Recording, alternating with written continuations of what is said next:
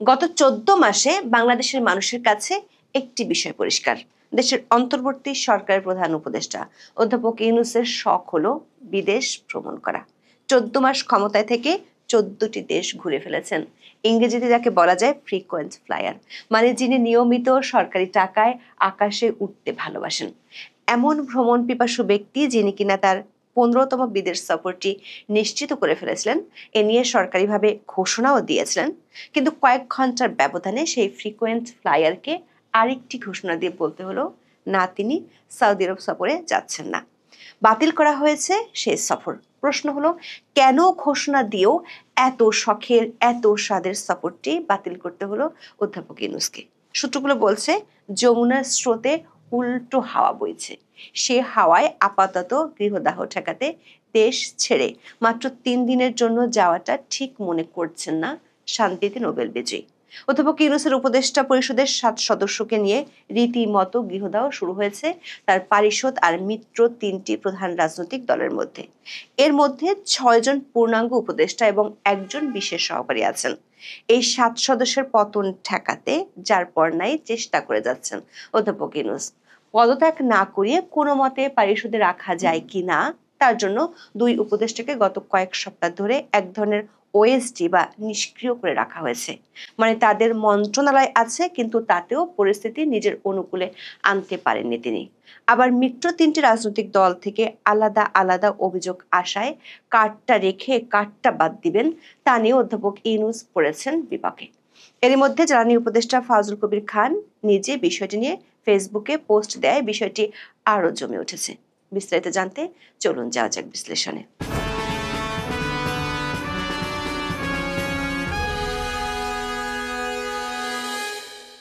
2008 সালের 18 ফেব্রুয়ারি ইন্ডিয়া টুডের এক প্রতিবেদন প্রকাশের পর বেশ হইচই পড়ে গিয়েছিল। রিপোর্টটির শিরোনাম ছিল ফ্রিকোয়েন্ট ফ্লায়ার।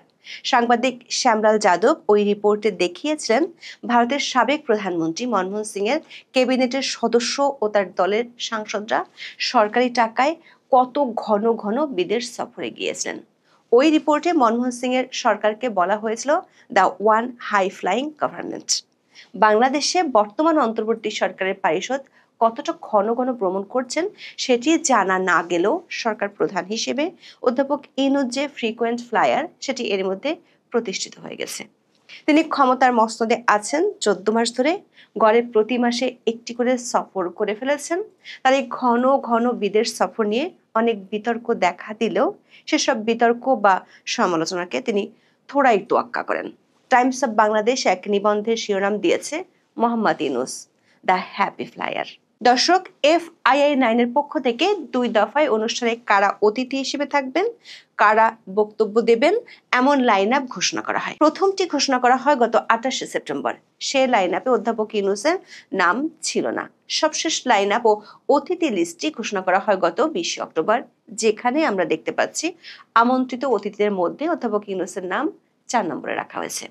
মোট 10 জন ওয়ার্ল্ড লিডারের মধ্যে সরকার প্রধান হিসেবে বাংলাদেশের অন্তর্বর্তী সরকার প্রধান ছাড়াও রুয়ান্ডা আর সিরিয়ার প্রেসিডেন্টের যোগ দেওয়ার কথা রয়েছে। দর্শক, যেহেতু 20 অক্টোবর FII-9 এর পক্ষ থেকে অতিথিদের তালিকা ঘোষণা করা হয়েছে, তার অর্থ হলো অধ্যাপক ইউনূস যে এই সফরে যাচ্ছেন তা আয়োজকদের আগে থেকেই নিশ্চিত করা হয়েছিল। বাংলাদেশের গণমাধ্যমগুলোর খবরে বলা হয়েছে ইতিমধ্যে সফর সংশ্লিষ্ট একটি আন্তঃমন্ত্রণালয় বৈঠক অনুষ্ঠিত হয়েছিল এবং প্রাথমিক সময়সূচি চূড়ান্ত করা হয়। 23 অক্টোবর প্রেস উইং থেকে নিশ্চিত করা হয় অধ্যাপক ইউনূস সৌদি আরব যাচ্ছেন।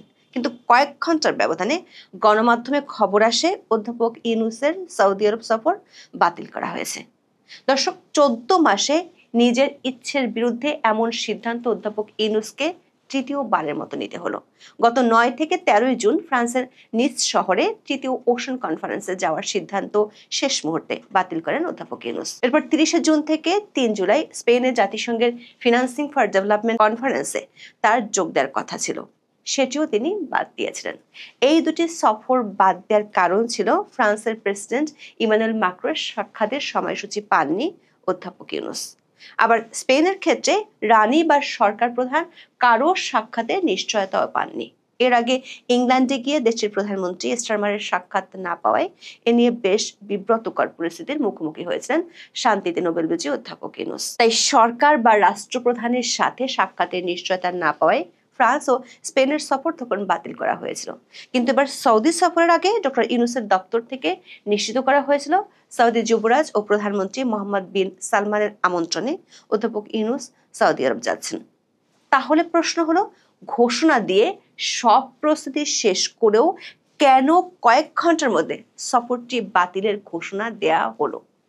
সূত্রগুলো বলছে, নিজের উপদেষ্টার পরিষদের 7 সদস্যকে নিয়ে বেশ ঝামেলার মধ্যে পড়ে গেছেন অধ্যাপক ইউনূস। এর মধ্যে 6 জন হলেন পূর্ণাঙ্গ উপদেষ্টা আর 1 জন বিশেষ সহকারী। এই 7 জনের বিতর্কিত ভূমিকার জন্য অধ্যাপক ইউনূসের কাছে পাল্টি অভিযোগ করেছে সরকারের মিত্র প্রভাবশালী রাজনৈতিক দলগুলো। প্রথমে গত 21শে অক্টোবর যমুনায় অনুষ্ঠিত বৈঠকে বিএনপি 3 জন উপদেষ্টা ও 1 জন বিশেষ সহকারীর বিরুদ্ধে অভিযোগ করে। বিবিসি বাংলার খবরে বলা হয়েছে, সেই বৈঠকে বিএনপি নেতারা কয়েকজন উপদেষ্টার বিরুদ্ধে পক্ষপাতিত্বের অভিযোগ তোলেন। বিএনপির অভিযোগ, প্রশাসনে ও পুলিশে বদলি পদায়ন সহ বিভিন্ন ক্ষেত্রে জামায়াত ইসলামের পক্ষে কাজ করছেন ওই উপদেষ্টারা। বিবিসি বাংলা বলছে, বিএনপি সেই বিতর্কিতদের তালিকায় 1 নম্বরে রয়েছেন জ্বালানি উপদেষ্টা ফাউজুল কবির খান। বিএনপির অভিযোগ মূলত জনপ্রশাসন সম্পর্কিত উপদেষ্টা পরিষদের কমিটি নিয়ে। সেই কমিটির সদস্য হিসেবে আছেন জনাব ফাউজুল কবির। বিবিসির দাবি, এই কমিটির আরেকজন সদস্য মন্ত্রিপরিষদ বিভাগের সচিব শেখ আব্দুর রশিদের নাম উল্লেখ করে তার বিরুদ্ধে একটি বিশেষ দলের প্রতি পক্ষপাতিত্বের অভিযোগ জানিয়েছে বিএনপি। উপদেষ্টা ফাউজুল কবির খান নিজের ফেসবুক ওয়ালে বিষয়টি নিয়ে পোস্ট দিয়েছেন। পোস্টে তিনি বঙ্গগ্রাফ নামের একটি ফেসবুক পেজের 3টি ফটোকার্ড শেয়ার করেছেন। উপদেষ্টা ফাউজুল কবির খান লিখেছেন, প্রধান উপদেষ্টার সাথে 3 রাজনৈতিক দলের বৈঠকে উপদেষ্টাদের নিরপেক্ষতা সম্পর্কে প্রশ্ন উঠেছে। একটি দলের তালিকায় তার নিজের নামও আছে। আত্মপক্ষ সমর্থন করে তিনি বলেছেন, পক্ষপাত দুষ্ট চিন্তা করতে ও সিদ্ধান্ত গ্রহণে অভ্যস্ত নন তিনি। সবসময় কোনরূপ অনুরাগ বিরাগের বশবর্তী না হয়ে সরকারের সিদ্ধান্ত নিয়েছেন বলে দাবি করেন এই উপদেষ্টা। এরপর তিনি লেখেন, তবুও প্রশ্ন যেহেতু উঠেছে, এর নিষ্পত্তি করতে হবে। অন্তর্বর্তীকালীন সরকারের প্রধান উপদেষ্টা, উপদেষ্টা বৃন্দ, বিশেষ সহকারী বৃন্দ, চুক্তিভিত্তিক নিয়োজিত সকল কর্মকর্তাদের কেউই যে দলই সরকার গঠন করুক না কেন পরবর্তী নির্বাচিত সরকারের কোনো লাভজনক পদে কেউই অংশ নিতে পারবেন না, এই মর্মে একটি অধ্যাদেশ জারি করলে এর সমস্যার সুরাহা হতে পারে বলে তিনি মনে করেন। তবে নির্বাচনের তফসিল ঘোষণার আগে যারা অন্তর্বর্তীকালীন সরকার থেকে পদত্যাগ করবেন তাদের ক্ষেত্রে এই বিধান প্রযোজ্য হবে না বলে মত দিয়েছেন তিনি। দর্শক, বিবিসি বাংলার খবরে আরো বলা হয়েছে, প্রধান উপদেষ্টার বিশেষ সহকারী খোদাবক্স চৌধুরী স্বরাষ্ট্র মন্ত্রণালয়ে কাজ করেন। ওই মন্ত্রণালয়ে উপদেষ্টার পরে মিস্টার চৌধুরীর অবস্থান।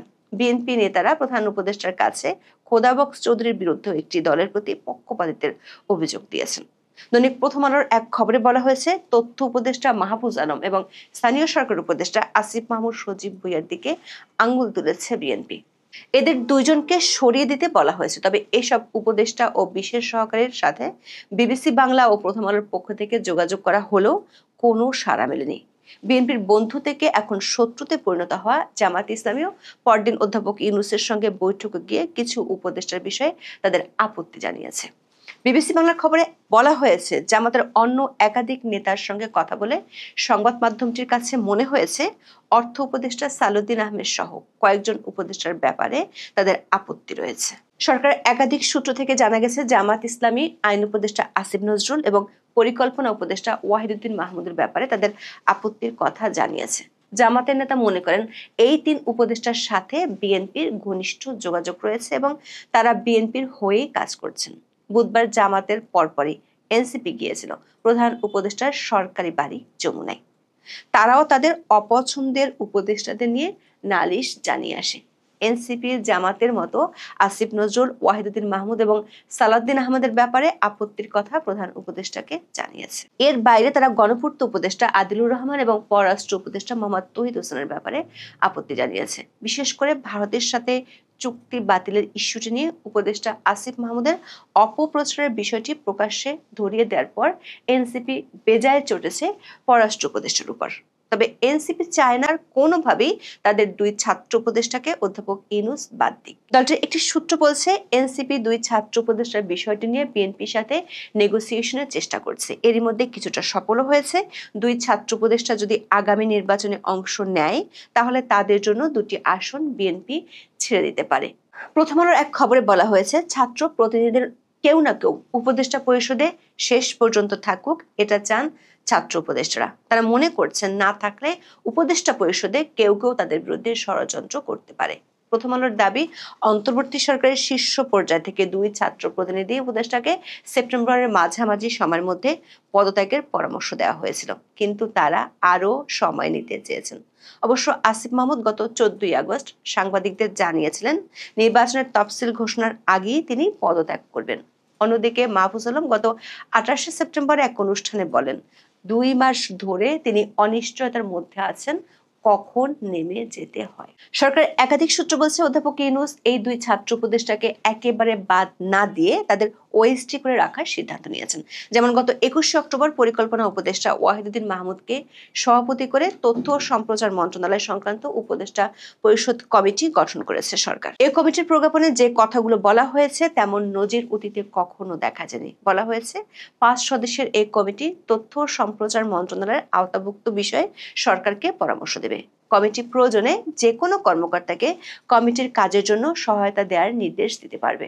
আর তথ্য মন্ত্রণালয়ের কাজ হবে সাচিবিক দায়িত্ব পালন করা। এ প্রজ্ঞাপন থেকে পরিষ্কার, উপদেষ্টা মাহফুজ আলম চাইলেই আর নিজের মন্ত্রণালয় ছুরি ঘুরাতে পারবেন না।